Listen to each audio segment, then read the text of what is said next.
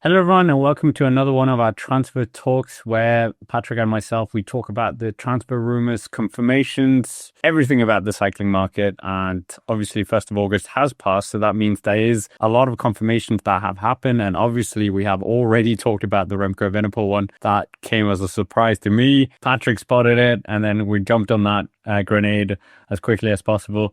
But yeah, Patrick, I mean, transfers. We can start with confirmations. So confirmations is there other than Remco? We'll get to Remco, but is there any other transfers that really initially caught your attention? Yeah, we've had some confirmations, no like massive names so far, but we've had Jasper Stuyven confirmed to be going to Soudal Quickstep. We've also had Attila Valter confirmed to be going to Bahrain Victorious, and Groenewegen actually he's signed with the Unibet Tietmer Rockets team alongside Elmer Reinders, who is his lead out man. And we've also got Edward Plancart is moving from Alpsten de Koenig to Soudal Quickstep as well, and alongside that there's some continental level moves going on, but those are the only real kind of major-ish names going on. I think Groenewegen is quite a bit of a surprising one, but also when I saw it, I was like, oh, actually, this makes a lot of sense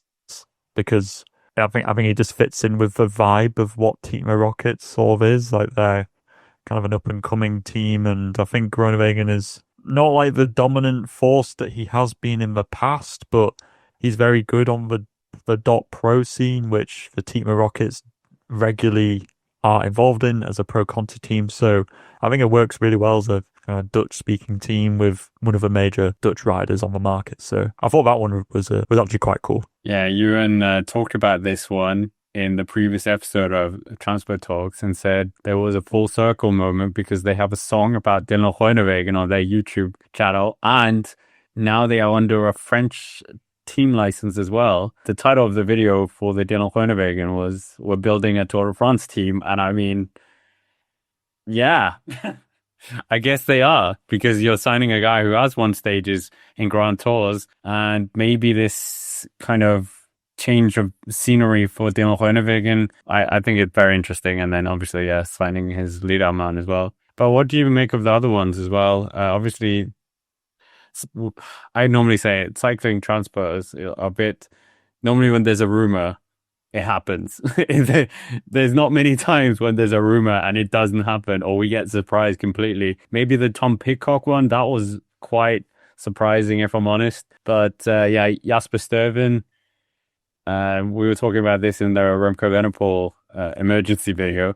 You said this was maybe them going back to their old DNA potentially. It sort of feels like that, doesn't it? And we've also signed Edward Plancart, another Belgian. So really just going back to those strong puncher classic style riders who are good at leading out. Like obviously like Edward Plancart is a lead out man. Jasper Stuyven's a lead out man. It sort of hints that Soudal Quickstep are focusing on that classics and sprinting element of their team once again. Now they don't really need any more lead out men for Tim Merlier. He's already got his lead out train pretty well dialed in, but I suppose adding a Stuyven or a Plancart to it will only make things better because Stuyven has been very good in the Jonathan Milan lead-out train, which is a bit surprising in a way that this transfer has taken place because I didn't really see any problem with Stuyven at Lidl Trek, and I don't really see how Soudal Quickstep's going to give him more than what Lidl Trek would. I mean, he might get more classics leadership, I suppose, because he won't have Pedersen there, but I still think that it's kind of more like just a horizontal move, in my opinion. I don't think it's necessarily better, but I think for Soudal Quickstep, I think it's a good signing. And if they bring in another big sprinter, then they're going to be able to have enough lead out men to support that rider as well. But I don't know if they're planning on doing that. I don't see any rumors at the moment about sprinters they're trying to sign. Well, we mentioned Biniam Girmay, but we won't go over all ground because we did that in the Remco Evenepoel video that he might, the Soudal Quickstep, Soudal Quickstep were interested. The number is 2.8 million euros that his agent is rumored to be looking for. And I mean, they have just gotten allegedly 2 million euros from Red Bull Bora-hansgrohe. So it's one of the first like football transfer signings in cycling that I've seen, definitely. Yeah, other than that, we'll talk about Biniam Girmay in a bit because there's a new team that apparently is in the rumor as well. But Attila Valter, what did you think of that? A bit underused in Visma Lease bike to some extent. Yeah, I got that impression. I'm trying to think about Walter's career with the teams. He was on what? Wasn't he on CCC? And then he went to Groupama FDJ where he was in a pink jersey, and then Visma Lease bike after that. Now, yeah, he is prevalent. Like, I see him in racing all the time because he's usually wearing the Hungarian national champs jersey, which is always nice and easy to spot. But yeah, it just doesn't seem to be used that much, only really as a domestique. And I expect that he is at a point where he's not content with that and wants his own opportunities. And Bar and Victorious seem to be a little bit more loosey-goosey, let's say, with allowing riders to have more leadership as opposed to Visma Lease bike, who I think are quite regimented on this is our leader, we're coming in one of the best teams in the world, and they rightfully so want to have the best chance of winning, and they rally around one person usually. I think Bar and Victorious usually hedge their bets a little bit and go with multiple people. So I think for Valter it's a good move, and I think that Visma Lease bike have so many good riders that I don't think that they will. I think they'll be able to replace him. So good for both parties, really. Okay, Remco Evenepoel, the Olympic elephant in the room. This move, we kind of made our opinions clear at the time. Obviously, we've had a bit of time since the news broke. Both you and Ewan are both in the same boat that he won't be winning the Tour de France for Red Bull. And we also said that his stock has taken a bit of a dent in terms of what happened before, but you can't argue that he is a phenomenal one-day racer. He's the best time trialist in the world. Double Olympic champion. No other rider's done that in history. And he's won Liège-Bastogne-Liège, I think, twice. And has won that Vuelta, like you said, as well. But the Florian Lipovic probably wasn't part of this plan. And they have also got Roglic on their books. So it is a bit of a headache because you only have 3 Grand Tours, but you have Jad Hindley in there, Vlasov in there, who have both, well, Hindley's won at Giro, and Vlasov has finished top 5 and top 4 before. So what do you do? If I were them, I'd get rid of Roglic, to be honest. Roglic, actually, me and my dad were just talking about this downstairs before this video.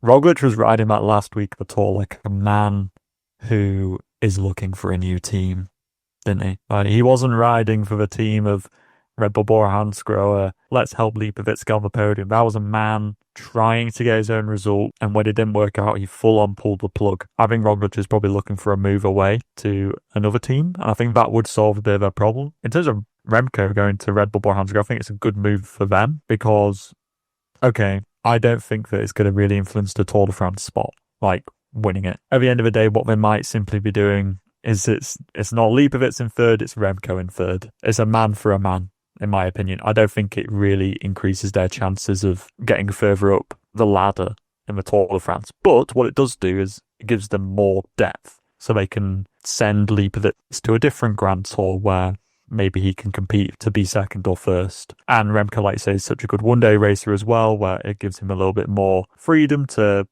go and do a little bit of a different calendar, perhaps. And it just means that Red Bull Bora-hansgrohe can, on balance, be more competitive over a greater variety of races because they have just better riders, more high-quality riders to send to the higher quality races. So, like, it means that they can send a competitive team to the Dauphiné and the Tour de Suisse, for example, or Tirreno Adriatico and Paris-Nice. So, I think that it's a great move for Red Bull Bora-hansgrohe, but I don't think that it's going to increase their chances of winning the Tour. Yeah, I think that's very fair. But yeah, that's basically the confirmations, I think. So in terms of dabbling into some rumors as well, we might as well stick with Red Bull.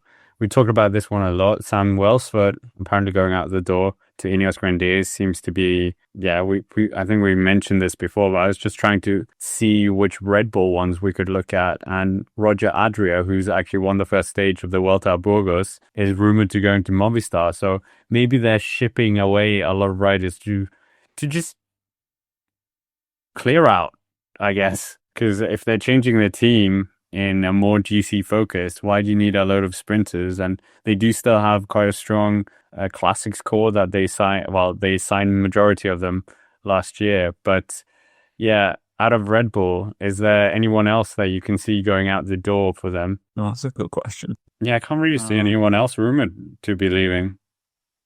No. I'm just looking at that team. Ryan Mullen apparently to Israel Premier Tech. Yeah, and right. Jonas Kosch. It's not really like big moves though, is it? Like it's not going to be people who are really going to be leaving them high and dry, is it? Yeah. I think, like you say, they're sort of clearing house and getting a bit more of a blank slate to build upon. They are definitely making a move to be up there with Visma Lease Bike and UAE Team Emirates as the big, like part of this big Grand Tour fight. And, you know, because we always said like Soudal Quickstep were kind of in there as like a fourth team, but now they've kind of gutted Soudal Quickstep of their main man and really bolstered their own. And I think we're now seeing a kind of free party, just monopoly at the top of the sport now. And yeah, I think that there's no real room now in Red Bull Bora-hansgrohe for excess, let's say, where, you know, people too can go and do a nice result, like you say, at Vuelta Burgos or something like that. I think the Red Bull Bora-hansgrohe are now moving on to like big fish, and everything needs to be around optimizing their Grand Tour results now. So yeah, they are probably clearing house, but yeah, we don't see any other rumors around Red Bull riders. I can see Danny Van Poppel maybe leaving as well. Yeah, I could do it. Yeah, you're right. Like they've got, with Welsford leaving, their only real sprinter left is Jordi Meus with Van Poppel. It's hard because otherwise, if you get rid of Meus, you sort of end up in an Ineos scenario where they don't have a sprinter, and like we say, you know, a third of Grand Tour stages or whatever it is, or a quarter of them are sprints, and if you don't have a top quality sprinter, then you're just throwing away the possibility of getting wins. So I think they will keep Van Poppel because he is a very good lead out rider, even if he does get relegated about one every 3 sprints. How many yellow cards is he on now? I don't know. I think he absolutely placed the system down to a T. I think he knows exactly when one expires and then he can go get another one. But I think they'll hold on to Mayus and that little sprinting element because it is still important to have that. Yeah, I wasn't sure if they're going to change the direction completely, but I think Roger Adria is going to be quite a bad rider to lose because he's quite good. But I mean, we might as well swiftly go through other teams as well. Tim Rex. That was actually a confirmation, moved up from the development team of Visma Lease Bike, the brother of Lawrence Rex, so he's going to be riding for Visma Lease Bike next year. We talked about this one before. Visma Lease, I'm not just doing Visma Lease Bike now, just to get that out of the way. Visma Lease Bike linked with Bruno Marai as well, Timo Kielik as well, and David Piganzoli, which I think we've covered all those in previous episodes. Some you, some Ewan. I'm trying to figure out the ones that have caught my attention that I haven't seen before. Q36.5 linked with Eddie Dunbar. This one shocked me a bit. Obviously, he crashed out of the tour, unfortunately, in that very bad crash where Almeida also was caught up. I think it was on the Mira Britannia stage. Yeah, other than that, Ineos Grenadiers, I think we talked about most of them.